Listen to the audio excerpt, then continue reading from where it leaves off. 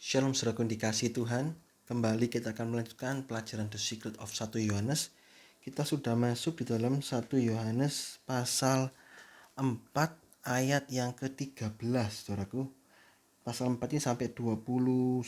Kita pelan-pelan akan selesaikan di pasal 4. Terus lanjut di pasal yang ke-5, pasal yang terakhir. Di pasal 4 ini kita akan belajar tentang Roh Kudus yang ada di dalam kita ini sebagai tanda bahwa kita ini tinggal dalam Allah dan Allah tinggal dalam kita. Kita baca 1 Yohanes 4 ayat yang ke-13. Saya bacakan dalam terjemahan King James Indonesia, berbunyi demikian. Dengan inilah kita mengetahui bahwa kita tinggal di dalam Dia dan Dia tinggal di dalam kita.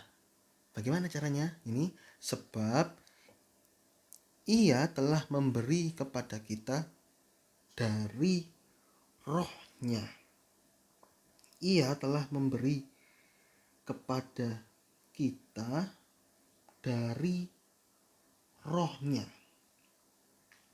Itu di dalam bahasa Inggrisnya, cause he had given us of his spirit. Jadi seperti yang sudah dijelaskan sebelumnya saudaraku dalam 1 Yohanes 3 ayat yang ke-24 saya bacakan. Orang yang menurut segala perintah-perintahnya tetap tinggal di dalam Dia dan Dia di dalam orang itu. Dan dengan ini kita mengetahui bahwa Dia tinggal di dalam kita, yaitu oleh Roh yang sudah dikaruniakannya kepada kita. Nah, ini perbandingan 1 Yohanes 4 ayat 13 dan 1 Yohanes 3 24. Di pasal 4 ayat 13 diingatkan kembali tentang pentingnya dipenuhi dan dipimpin Roh Kudus. Saya ulangi, dipenuhi dan dipimpin Roh. Jadi bukan hanya sekedar dipenuhi, tapi dipimpin, mau menghambakan diri kepada Roh Kudus, dituntun, diarahkan oleh Roh Kudus. Nah, ini tandanya kalau orang yang mau dipimpin oleh Roh, penuh dan dipimpin Roh, itu adalah tanda bahwa orang tersebut tinggal dalam Allah dan Allah tinggal dalam kita. Roh Kudus ini adalah jaminan dari segala sesuatu yang telah disediakan bagi kita. Jaminan apa saja? Jaminan kekuatan untuk hidup suci, jaminan karunia roh, dan lain-lain. Ini Roh Kudus ada dalam kita. Dalam 2 Korintus 5 ayat yang ke-2 sampai 5 kita baca. 2 Korintus 5 ayat yang kedua sampai yang kelima. Selama kita tinggal dalam kemah ini, kita mengeluh karena kita rindu mengenakan tempat kediaman sorgawi di atas tempat kediaman kita yang sekarang ini. Sebab dengan demikian kita berpakaian dan tidak kedapatan telanjang. Karena kita rindu, kita berpakaian, gak kedapatan telanjang. Artinya kita tetap hidup dalam kesucian, tidak dalam dosa. Yang keempat, sebab selama masih diam dalam kemah ini, dalam tubuh kita ini, kita mengeluh dan oleh beratnya tekanan. Jelas kan, dalam dunia ini banyak tekanan, banyak problem membuat kita ini ditekan, dihimpit oleh berbagai macam masalah. Nah, karena kita mau mengenakan pakaian yang baru tanpa menanggalkan yang lama. Maksudnya apa ini? Kita ingin pakai pakaian baru, hidup suci, kan? Tapi tanpa menanggalkan, kita nggak bisa menanggalkan tubuh kita. Kalau tanggalkan mati. Nah, tubuh ini syarat kepada daging. Tubuh ini condong kepada dosa, menyeret kepada dosa, penuh dengan kelemahan. Ini adalah pertentangan. Perselisihan adalah keinginan daging dengan keinginan roh. Pertentangan ini yang menyebabkan adanya tekanan itu, saudara. Orang dunia nggak ada tekanan ini. Kenapa? Dia bebas, hidup dosa, mau hidup berzina, mau bohong dan lain sebagainya, bebas, tidak ada tekanan. Tapi orang di dalam Tuhan yang rindu mengenakan tempat kediaman sorgawi, ada tekanan. Saya mau lepas dari tubuh ini tidak bisa, karena kita masih hidup dalam dunia, masih bernafas. Oleh karena itu ada tekanan. Nah,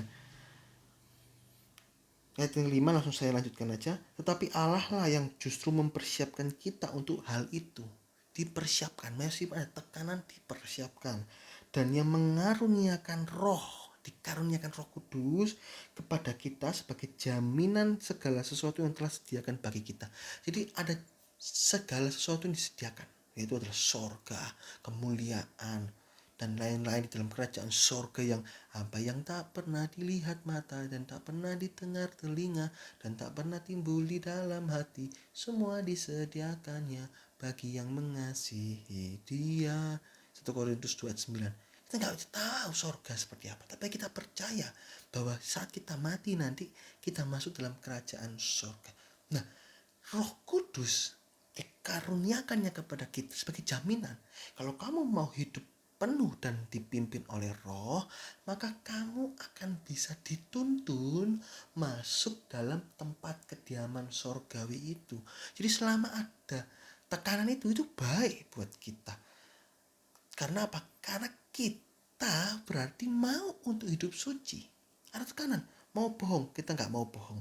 Mau berzina, kita nggak mau berzina. Mau pornografi, kita nggak mau pornografi. Mau marah-marah untuk maki-maki orang, kita nggak mau. Nah, pertentangan. Gimana caranya bisa menang? Penuh dan dipimpin Roh Kudus.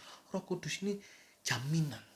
Roh Kudus akan memimpin kita, akan menguatkan kita, sehingga kita bisa berkata tidak terhadap dosa. Kita bisa dengan mudah mengatakan tidak terhadap dosa. Ini Roh Kudus. Dengan kita kekuatan sendiri nggak mampu. Bayangkan, problem begitu banyak, tekanan hidup banyak, pertentangan daging dan roh begitu banyak. Saat kita hidup dengan kekuatan sendiri nggak akan mampu, saudaraku. Pasti jatuh bangun dalam dosa. Gak kuat, tidak akan kuat. Saat kita dipenuhi Roh Kudus dan mau dipimpin Roh Kudus akan menguatkan. Saat kita mau jalan miring sedikit, Roh Kudus ingat, ayo kembali. Roh Kudus saya nggak kuat, oke saya akan berikan kamu kekuatan. Ya, terima kasih Roh Kudus, saya mau dipimpin oleh Rohmu, oleh Roh Kudus, oleh Engkau. Nah ini saudaraku, pertentangan ini dipermudah saat kita penuh dan dipimpin oleh Roh Kudus. Nah, saya punya ilustrasi. Orang yang mau berjalan dari Surabaya menuju ke Jakarta, naik sepeda, apakah bisa sampai? Sampai, tapi begitu capek, begitu berat, begitu payahnya bukan mainnya naik sepeda dari Surabaya ke Jakarta, begitu lama juga. Tapi dengan Roh Kudus itu ibarat kita naik pesawat dari Surabaya ke Jakarta. Lebih mudah, lebih tidak capek, saudaraku. Dari Surabaya ke Jakarta naik pesawat 1 jam saja. Nah, itu Roh Kudus mempermudah kita, menguatkan kita. Saat kita gak kuat, Tuhan, beratnya tekanan ini gak kuat Tuhan, saya pengen berontak. Tapi Roh Kudus ingatkan, jangan, ayo kuat, ayo berdoa, ayo terus sembahyang, ayo baca Alkitab, terus baca Alkitab, berdoa. Ada kesegaran, ada kekuatan. Janji-janji Tuhan kita baca dengan diterangi oleh Roh Kudus, janji Tuhan itu begitu hidup. Iya, ada mujizat, ada pertolongan. Nah, itu membuat kita kuat, saudara. Iya. Seperti keledai Isakar, saat dia pandang itu tanah yang permai, dia semula lesu dengan beratnya beban ini. Saat dia pandang tanah permai itu, dia bisa jadi kuat dan berjalan menjadi budak roti. Itu dalam Kejadian 49 ayat yang ke 15. Jelas Roh Kudus jaminan bagi kita, jaminan segala sesuatu yang diberikan kepada kita. Jelas di sini juga, sebab dalam 1 Yohanes 4 ayat 13, sebab ia telah memberi kepada kita. Apa diberikan kepada kita ini apa aja? Pertolongan, karunia roh, buah roh, mujizat. Ini saudaraku, oleh Roh Kudus. Seringkali orang itu tidak mau dipenuhi dan dipimpin roh. Ada yang malah mengolok-olok. Apa itu? Padahal satu-satunya tanda orang itu dipenuhi oleh Roh Kudus. Kalau dipimpin roh bukan satu-satunya tanda, tapi yang dipenuhi Roh Kudus, satu-satunya tanda yang bisa dilihat dan didengar. Itu kata Kisah Para Rasul, itu adalah bahasa roh, bahasa lidah yang kamu lihat dan dengar. Itu bahasa lidah, tapi dihina-hina, diolok-olok. Ya, sayang nggak mau percaya karunia bahasa lidah, saudaraku. Sayang. Ya, kalau sudah dipenuhi Roh Kudus, kita harus mau dipimpin oleh Roh. Kalau enggak, percuma. Loh, kamu kok bisa bahasa lidah tapi kok hidupmu penuh dengan dosa? Iya, karena dia hanya penuh Roh Kudus, nggak dipimpin Roh. Akhirnya jatuh. Ya sia-sia. Nah, kita sudah pelajarin itu di The Secret of Judas atau The Secret of Titus. Saudara bisa search sendiri. Roh Kudus itu ada 4 tahap sampai Roh Kudus itu pergi. Yang pertama itu adalah mendukacitakan Roh. Kedua, menentang Roh Kudus. Ketiga itu memadamkan Roh. Itu sudah Roh Kudus pergi, dipadamkan. Keempat, itu menghujat Roh. Nah, Roh Kudus pergi seperti dengan Saul. Saul awalnya berani berperang dan lain-lain, tapi saat Roh Kudus pergi, dia bisa jadi takut. Ya kan? Simpson, dia kuat. Saat Roh Kudus pergi, dia gak kuat, saudaraku. Dicungkil matanya, jadi buta, saudaraku. Kasihan sekali. Ya, ini. Jadi harus dipenuhi Roh Kudus dan dipimpin Roh. Nah, keunggulan Roh Kudus di versi wasiat lama dan versi wasiat baru.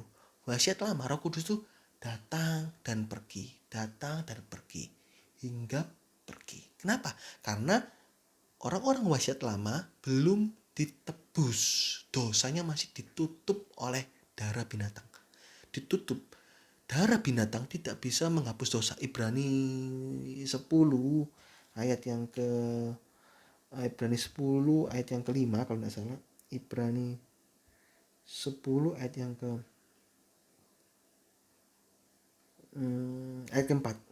Sebab tidak mungkin darah lembu jantan atau darah domba jantan menghapuskan dosa. Jadi Roh Kudus datang dan pergi. Tapi dalam wasiat baru, versi wasiat baru, Roh Kudus bukan datang dan pergi, tapi tinggal dalam hidup orang percaya. Itu saudara. Jadi kalau Roh Kudus tinggal, ayo kita mau dipimpin Roh. Yohanes 21:18. Kalau kita masih muda, kanak-kanak rohani, kita bebas berjalan kemanapun, nggak mau diatur. Tapi kalau kita sudah dewasa rohani, kita mengulurkan tangan kita mau diikat oleh Roh Kudus dan dibawa ke tempat yang tidak kita kehendaki. Apa yang tempat yang tidak kita kehendaki? Itulah tempat-tempat yang penuh dengan tempat-tempat kesucian. Itu tidak dikehendaki oleh tubuh daging. Tempat-tempat yang penuh dengan kuasa Tuhan, tempat-tempat kemuliaan Tuhan, ini tidak dikehendaki oleh tubuh daging. Tubuh daging pengennya apa? Condong terhadap dosa, pengennya melasatkan dosa, melasatkan daging. Tapi saat kita mau diikat oleh Roh Kudus, daging dimatikan, kita dibawa ke tempat-tempat yang Roh Kudus mau, sehingga hidup kita bisa berkemenangan, hidup kita bisa hidup suci tanpa dosa. 2 Petrus 1:10, you shall never fall. Ini saudaraku, penuh dan dipimpin oleh Roh Kudus. Nah, Roh Kudus adalah materai yang membuat kita menjadi milik Allah. 2 Korintus 1 ayat yang ke-22. Materai disahkan.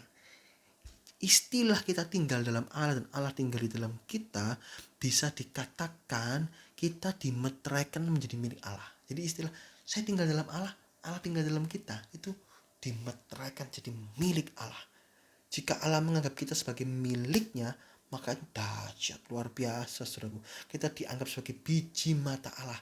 Zakaria 2:8. Oleh karena itu kita gak perlu khawatir akan hidup ini. Karena Allah pasti menjadi pembela kita. Asalkan kita mau tinggal dalam Allah dan Allah tinggal dalam kita. Yohanes 10 ayat 28-30. Jika kita dalam tangan Allah, kita gak akan pernah jatuh, saudaraku. Gak akan pernah gugur. Kenapa kok ada orang-orang Kristen yang gugur, jatuh dalam dosa, akhirnya undur dari Tuhan? Karena dia tidak mau tinggal dalam Allah dan Allah tinggal dalam dia.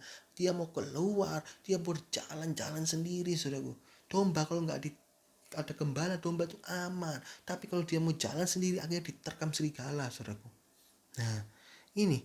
Jadi, gak perlu khawatir. Jika seseorang keluar dari pihak Allah, itulah tanda kekalahan sedang berlangsung.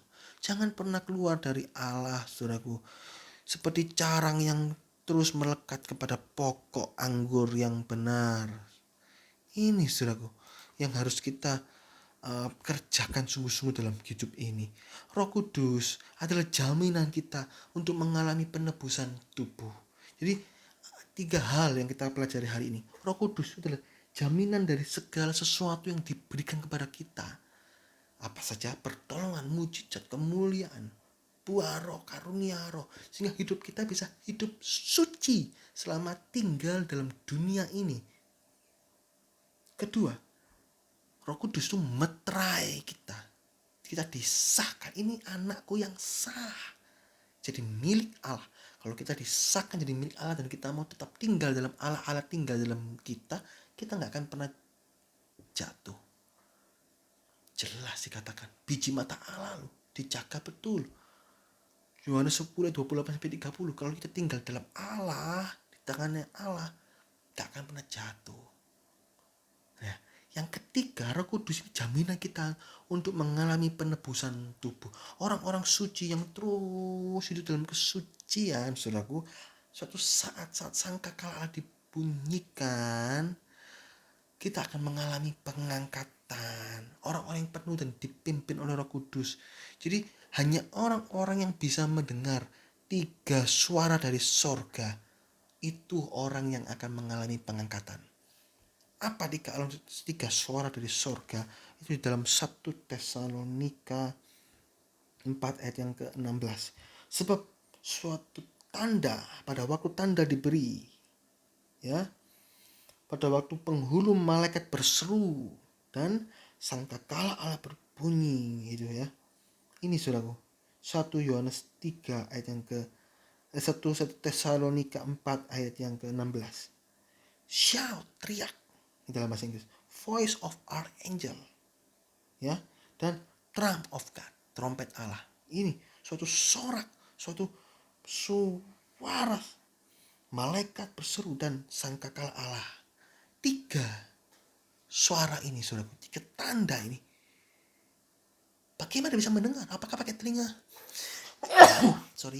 Apakah pakai telinga jasmani? Tidak. Tidak bisa telinga jasmani dengar itu. Pakai telinga rohani. Orang-orang yang penuh dan dipimpin roh itu bisa dengar. Ada koneksi, saudaraku. Nah, Roh Kudus ini adalah jaminan dari semuanya itu. Jaminan dari semuanya itu. Oleh karena itu tetaplah tinggal dalam Allah dan Allah tinggal dalam hidup kita. Dengan caranya 1 Yohanes 4 ayat 13, penuh dan dipimpin oleh Roh Kudus dari rohnya. Roh Kudus. 1 Yohanes 3 ayat yang ke-24. Roh yang dikaruniakan dalam hidup kita. Dalam 2 Korintus tadi juga dijelaskan. 2 Korintus 5 ayat 2-5 dijelaskan, saudaraku. Kita rindu mengenakan pakaian surgawi, tapi kita gak bisa tinggalkan tubuh yang fana ini. Dan Roh Kudus adalah jaminan kita untuk memperoleh segala sesuatu saat kita mau menggapai itu pakaian surgawi itu, tebus tubuh itu. Selama itu dalam dunia ini belum waktunya kan tebus tubuh. Roh Kudus itu jaminan kita diperkuat, dikuatkan, dituntun, diarahkan, dibimbing, dihibur, ditolong, sehingga kita bisa berjalan tepat sesuai relnya Allah.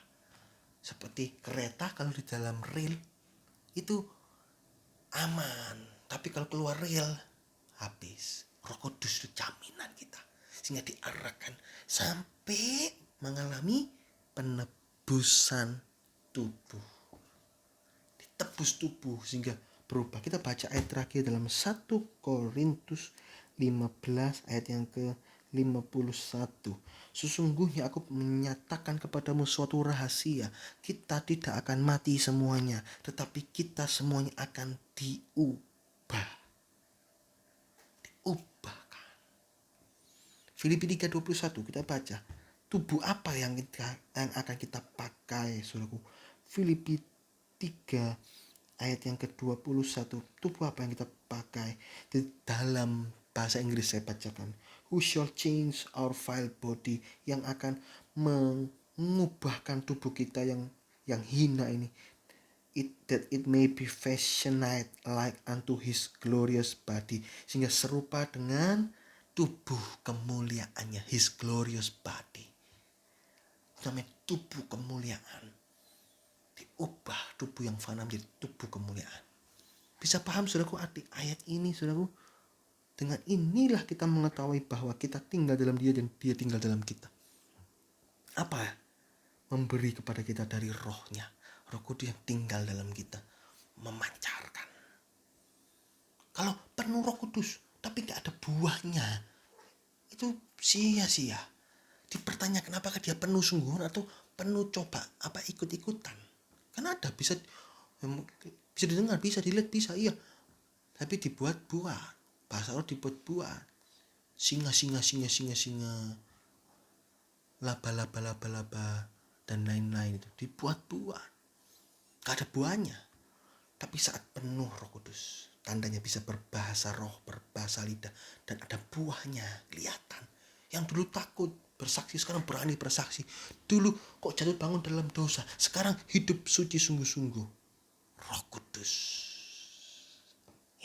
Ayat dahsyat. Ia telah memberi kepada kita dari rohnya. Segala sesuatu diberikan, jaminan kita sampai penebusan tubuh. Ya, puji Tuhan, Tuhan Yesus memberkati.